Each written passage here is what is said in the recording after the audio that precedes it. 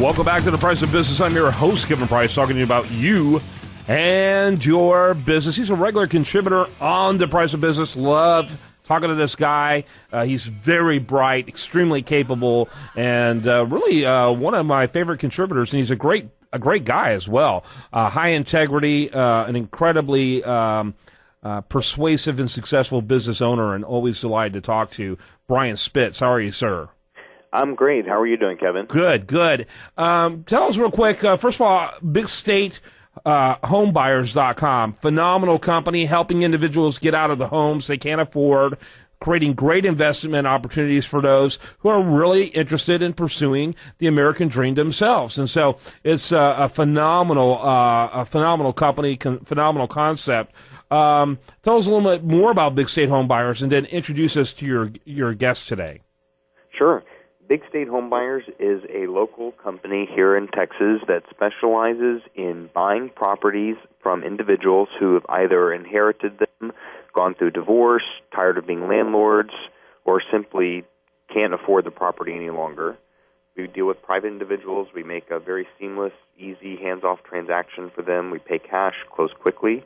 We also sell properties to local investors who want to build their rental portfolios or want to flip properties themselves. So we do a turnkey service for both buyers and sellers. All right. And your guest today? Our guest today is Rick McInturff, who is a Maryland-based loan officer, and we are talking about something that I've just learned new things about, Texas reverse mortgages, and a new loan amendment that has gone through for 2014. Okay. Rick, tell us a little bit about your company. And by the way, what part of Maryland are you in? I'm in just north of D.C. in a little town called Olney, Maryland. Yeah, I know the area very well. I used to live in Hyattsville. Okay. Yeah, go right ahead.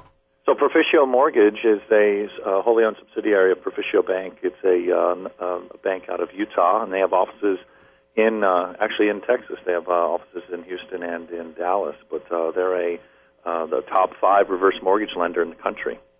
Very good. Your first question, Brian. I guess just off the bat, what exactly is a traditional reverse mortgage?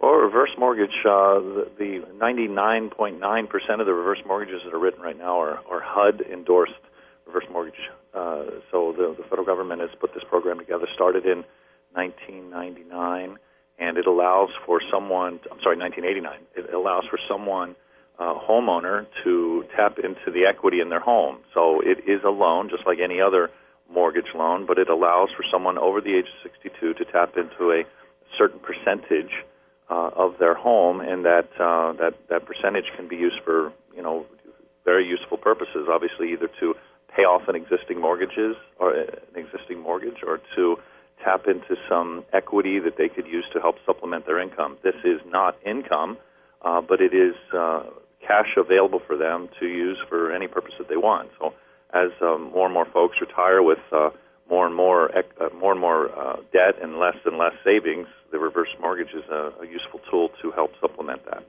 Yeah, so tell us about the changes in the law. I mean, we hear a lot about reverse mortgage. And, of course, 1/3 of the population now is baby boomers, and you still have some of the greatest generation and, of course, a lot of the silent generation left.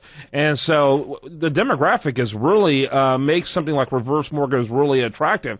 Talk about what laws changes that are going on that people should be aware of.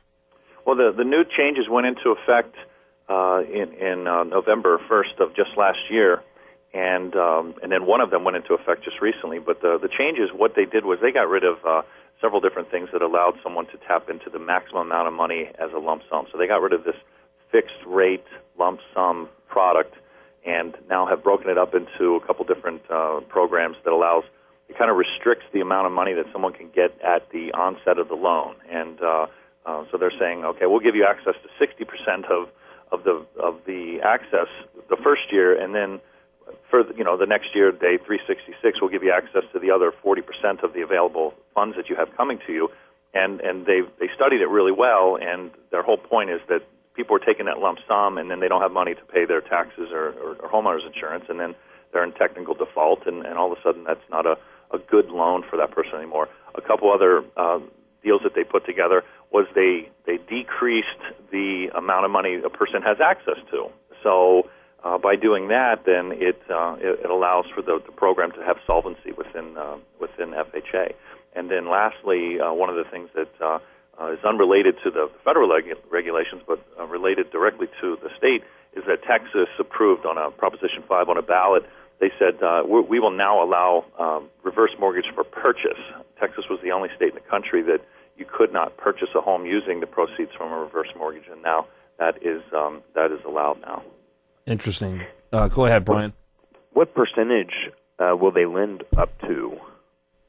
Well, just off the top of my head, being in the business long enough, how the whole thing breaks down. There's no chart per se that says, the loan to value, but I know that right now, based on the index, by the way, that they're using is the 1-month LIBOR. So if you put the 1-month LIBOR into the calculation, it would show that a 70-year-old borrower would have access to roughly 50% of the value of their home. So if a 70-year-old person is purchasing a $300,000 mortgage with the reverse mortgage program, they'd have to put down $150,000, and the reverse mortgage would provide the other $150,000. Very good, very good. It's good obviously for people to know, and the thing about it is that when these laws change, it affects a population that frankly has a harder time to keep track of this kind of thing. So I'm glad you're creating awareness about this. Do you think overall it's good for the consumer? I believe that it's great for the consumer because there are many occasions where someone contacts myself or any other reverse mortgage person in the country, and they've run out of options. They've talked to their family, they've talked to their social services division, they talked to their state, they've talked to their lender, they've talked to different entities, and they find that they don't have really an avenue to go other than selling. And oftentimes, the selling is great for some, but sometimes folks don't know where to go. Sometimes the costs or their expenses are the same or more if they want to rent somewhere. So at least it's still an option, and I find that it's a great option. With roughly 10,000 people a day turning the age of 65, it's certainly something that is opening up opportunities for more and more people. Very good. Final thoughts as we wrap it up, Brian? That's quite a demographic. I guess just a quick question, if you have one. What do most people do with the properties once they've either passed them along or moved out of them? Typically the property is sold. In fact, it's very timely that you asked that question. New York Times today has an article basing several instances on the whole thing. And typically what happens is if there's equity left in the home, then the family gets to decide how they want to pursue the thing. Do they want to take out their own loan to pay off mom's reverse mortgage, or do they simply want to call their local realtor and put the house up for sale and take the proceeds after the home is sold and the reverse is paid off? So the majority of folks actually sell the home. Very interesting. So give that website real quick before we let you go. ProReverse.com. One more time.